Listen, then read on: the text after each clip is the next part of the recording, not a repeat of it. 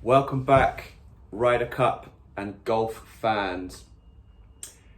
Ryder Cup, for me, always is, it's one of those strange things, because obviously golf is very obviously individual. Everyone goes out there, tries to shoot their own score. It's not, you can influence people, but it's mainly by reputation, like Tiger Woods and what have you. Like, that's the only way you could really affect someone else, obviously, because it's so professional. And the standards that they don't just allow sort of these kind of gamesmanshipy sort of things. It's all very gentlemen's agreements, and sportsmanship is at its highest. But the Ryder Cup is kind of almost like, not quite throw all that out, because there is still a lot of fair play in the Ryder Cup, but it's like it adds the fun, the team sport element of it, so or of team sports. So it kind of turns an individual sport, which is sometimes seen as boring or it's not as enthusiastic. But if you throw 12 people in who are all going for the same goal, rather than just one guy who needs to win a tournament and win $12 million, whatever it is, and everyone else just doesn't get anywhere, and then you throw in the Europe versus USA part of it, you make it patriotic, us versus them. Certainly from in terms of the history of it, it was always America won just all of them at the beginning until they added, because it used to be America versus Great Britain and Ireland, and America just won, obviously. America just kept winning. The UK only won 3 of the first 25, all the way up into like the mid 80s, 1983. And then Europe started to get a foothold. Some of the European players, some of the great European players, Ballesteros, Faldo, elevated Team Europe, and now they've ended up going 11, 5, and 1. So they've really flipped the switch. Back in the day, it was like all America, straight up. They're always going to win. Now it's Europe are doing pretty well. America, I've watched a lot of videos and some pre-stuff. It seems to be like the Americans always seem to. I think because they're always favourites. They're always favourites. So it's hard to sort of bring yourself up when you're already a favourite. When you're, I guess, on the back foot, like Europe often are, you can always raise yourself higher. And being a favourite for a team sport like the Ryder Cup, is difficult because the format. So I'll go into the format. It's foursomes, 4 balls, and singles. So foursomes is they play in pairs of 2. You play 1 ball. So it's like, okay, cool, I'm going to tee off this time. My teammate is going to hit the second shot, then I'll hit the third shot, the fourth, blah, blah, blah. We'll follow off until the hole finishes. The next hole, my teammate's going to tee off, and we're going to go forward like that. So the odd numbered holes, 1, 3, 5, blah, blah, blah, I'm going to tee off, and then the even holes, my teammate's going to tee off. And basically just, lower score wins. So that's very much, it does, the pairings does matter in those kind of things, because you're playing 1 ball. So if you're 2 big drivers but none of you can hit iron shots, there's no point in putting both of you together. You need to kind of balance the teams out. Someone who can do, ideally everyone could do everything, but you wouldn't put 2 big drivers together, because otherwise they're gonna it's not gonna go anywhere. So you need to have iron players. Iron players obviously at a premium. You can spread those out across the lineup. 4 balls is still 2v2. That's why it's very fun. And instead of obviously just playing the 1 ball between you, everyone plays their own ball, and then just the lowest score in the pairing wins. So it allows that 4 balls is more fun, in my opinion, because everyone gets to play, do their thing. Like, technically you can go off, if you're obviously in a group of 4 on your team, you can go off and have at it. You can go for every green, do everything. If you've got a steady teammate who's going to be on the green, so if you take risks and they pay off, great, you're going to win the hole. If they don't pay off, your teammate's steady, and if you lose, you lose. So I think I always like seeing and playing 4 balls, and it seems to be more of you get to showcase more golf, whereas foursomes, it's kind of a bit limited. You play the shot that you didn't quite get into, like you hit a shot, goes into the rough, and now your teammate's got to hit the shot out of the rough, and it's kind of, you're not really prepared for that kind of thing. So that's the difference between those two. You hear a lot about those two, and they sound funny. So that's the brief definition of what those two. The singles is obviously me versus you. Singles is always on Sunday. It's always everybody plays. So the foursomes and the 4 balls, obviously there's only 4 per group. So there's only going to be 8 going out there. So it's kind of limited. Some people don't play in all of them. Some people will play in some of them. So it's kind of like your best guys go out there in the Friday and the Saturday. So they'll do a foursomes and a four ball on Friday morning and afternoon, Saturday morning afternoon. So ideally everyone would have played at least one, but some people just go out there as often as possible because if you're in form, you're in form. And then Sunday everybody plays each other, and that's when the most points are up for grabs. So obviously, Europe won the last one in Paris. That was extremely entertaining. That was in 2018. It was a long time ago now. Normally they're every 2 years, but obviously COVID. So we're back in America now, they flip flop. They obviously play one in America, one in Europe. The American ones are obviously harder to win because the American fans really do, they get into it. As I'm sure you're aware, in American sports, it's kind of different. There's a sort of, I wouldn't even say it's passion, it's just intensity. I would say passion is more Latin America and certain countries where they love that, like cricket in India, like they love their sport. I think America, they just love winning and they love competition and dominance. They don't like the love of golf. They don't love golf like at all. Well, I say at all. They don't love golf. They revere it and they enjoy it and they like winning. And something like the Ryder Cup, where it used to be absolute dominance, and now it's a bit more of a contest.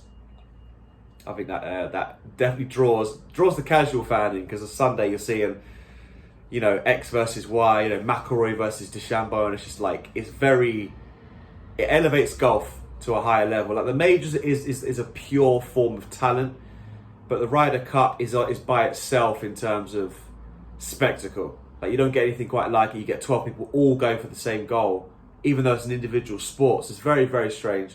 So when they do these individual sports and they do like a big team competition, that's when those sports get elevated, in my opinion, like darts or even bowling, whatever, those kind of sports. Like they do really elevate the solo aspect of it. A bit like Davis Cup in tennis. It's normally 1 versus 1, but if you had everyone in, all fighting for under the flag for one goal against whoever it is, the enemy, I quite enjoy that. So that's the format. Everyone goes out. Obviously, 12 players per team.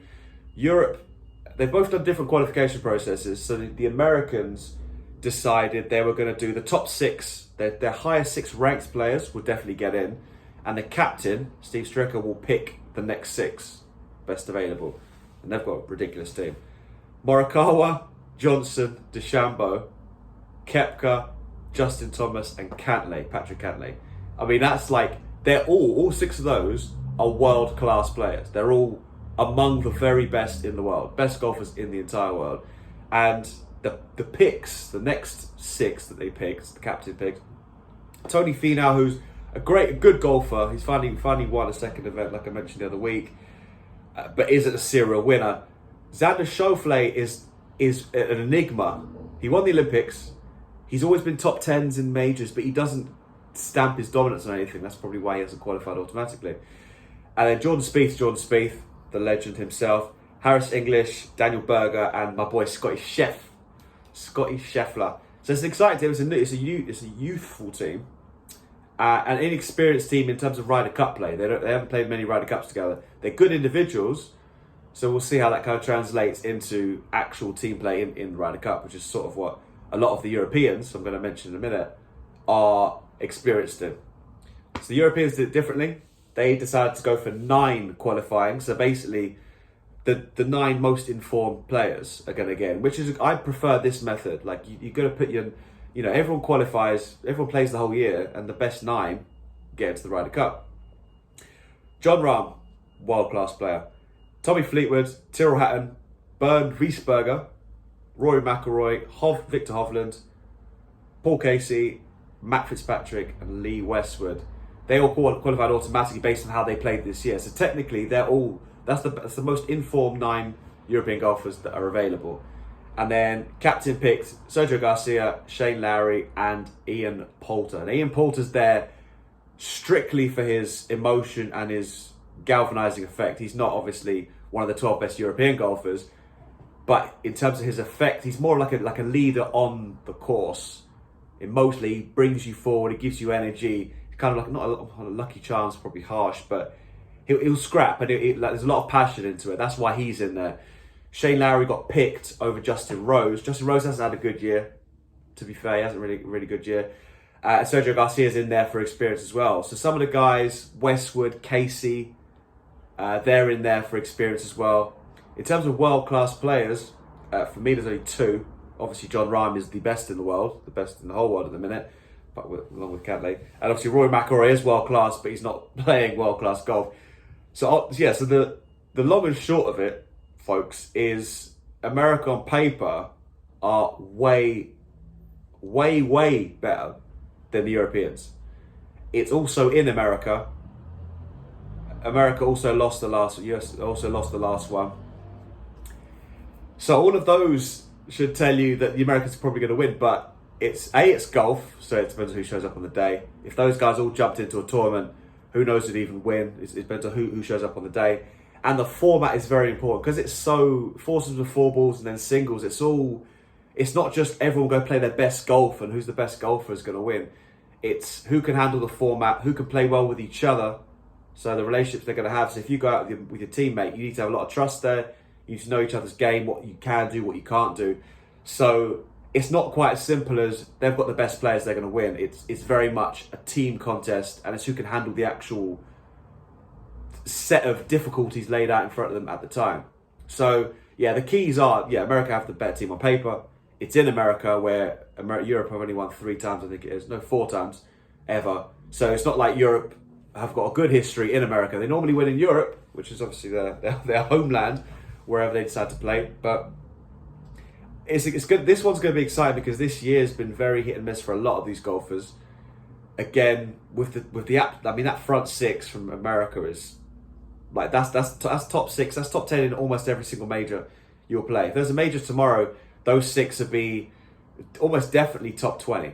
Almost definitely. It depends on how Dustin Johnson plays. But, I mean, Morikawa, Koepka, Thomas and Cat, I mean, they're the 4 of the 5 best players in the world. Only Rahm would go in there. And then you'd have McIlroy in there just on name alone. But the rest of the Europeans are solid players. But in terms of outright talent, America have it just hand over fist. Victor Hovland, however, is a bit of a wild card for Europeans because, I mean, he's kind of American. He's not really, but he's obviously American. He speaks American accent. Went to college in America, and you always forget he's actually Norwegian. So he's kind of like a steal. It's like, yeah, we'll have Victor Hovland. Hovland's a good one to have.